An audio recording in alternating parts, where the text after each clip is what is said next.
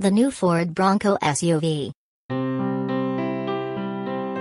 Nick Maslow, People Senior Editor.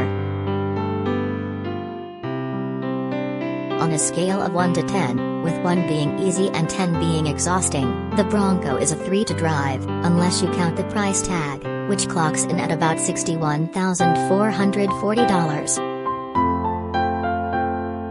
I'm a city dweller without much use for a car of my own, but even I have to admit I was mesmerized when Ford unveiled the new Bronco. And when I got the opportunity to drive one into New York's Catskills in pursuit of the Perseids Meteor shower, I jumped at the chance.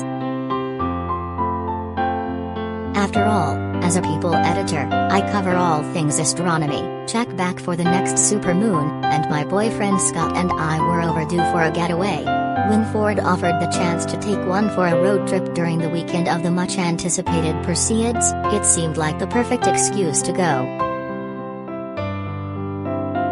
And while I was excited for some stargazing, I was mostly jazzed to get behind the wheel of the Bronco, which I've loved since my Florida childhood in the 90s, when a family friend used the truck for everything from towing his boat to school carpools.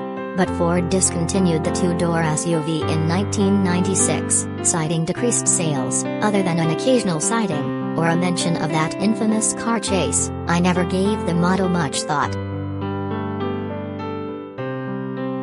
Cut to 25 years later, when Ford relaunched it to much internet excitement in July 2020, with fans crashing the reservation system at one point. We were all bored at home, desperate for adventure, and I too dreamt of jumping in the new Bronco and speeding away.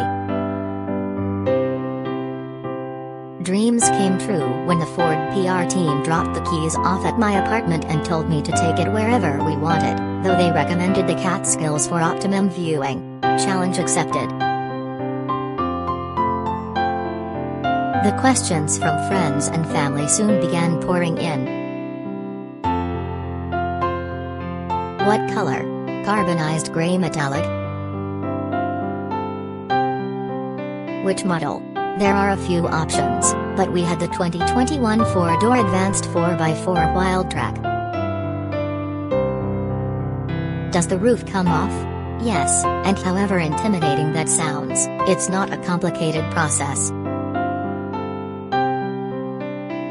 As for how it drives, I could tell this was a powerful V6 as soon as we merged onto the freeway and quickly reached the speed limit.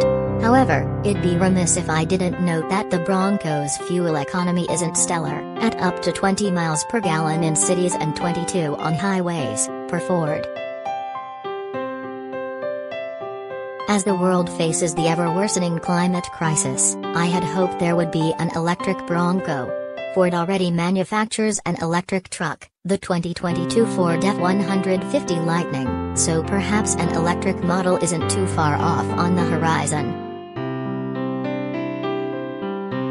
I thought I'd be most dazzled by the impressive 12-inch navigation screen with Apple and Android integration. It's the largest and easiest screen I've ever used in a vehicle, but as it turned out, our favorite feature was the automatic headlights. Anyone who has driven from New York City to Hunter, New York at night will tell you that there are some dark, steep mountain roads that at times give you horror movie vibes. Fortunately, the brights automatically came on, but turned off once the vehicle detected a driver in the distance who might be blinded by the light. How cool, put that in your story. Scott told me, impressed. I've also been advised to mention how spacious the Bronco cabin is. At 63, Scott usually complains about leg and headroom in vehicles. That wasn't the case here. A newbie to the Catskills, I was eager to get out of our hotel room and truck and experience what it has to offer. We kicked off our first day with breakfast at the adorable Catskill Mountain Country Store, where we dined on omelets and banana pecan French toast. After posing in front of the establishment's barn to get Bronco photos for this story, as one does, we took a long drive to the Catskill Falls. This was the highlight of the trip for a couple reasons. First, I can't exaggerate the beauty of the waterfall at the end of the long hike from the parking lot. Second, there were moments on the hike when all we heard were chirping birds and a babbling brook. It was much better than the sound machine I have at home. I'm not going to act like we did everything you can do in the Catskills. All the hiking left us exhausted in the evenings, but we managed to stay up late enough to search for the Perseids Meteor shower in the clear night skies. Here at People, we do lots of stories about celestial events, and being able to witness one gives me a deeper appreciation for the wonders of the universe.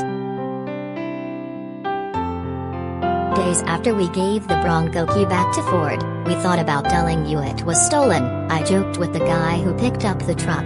I find myself randomly thinking about how traveling through the Catskills winding roads feels like a fun roller coaster in the Bronco. The new Bronco is the sweet spot between a Jeep and Land Rover, its two most obvious competitors. Usually mountain driving makes me nervous about worst-case scenarios. I am a news editor, after all, but with the Bronco's agile steering and suspension, I felt in control and safe behind the wheel, which is exactly what you want when you're up for an adventure.